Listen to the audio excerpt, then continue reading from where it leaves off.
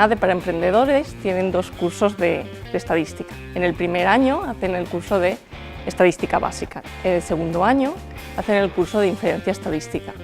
El objetivo de la inferencia, inferir, se trata de utilizar la información disponible para poder extraer conclusiones más amplias, incluso hacer predicciones. Los conceptos y los métodos que aprenden los estudiantes en los cursos de estadística les van a ser muy útiles para su futuro, tanto en el grado, en asignaturas como econometría o el trabajo final de grado, como en su ámbito laboral, ya que van a ser capaces de hacer un análisis de mercado, un control de calidad, y esto les va a permitir tomar decisiones en base a unos fundamentos.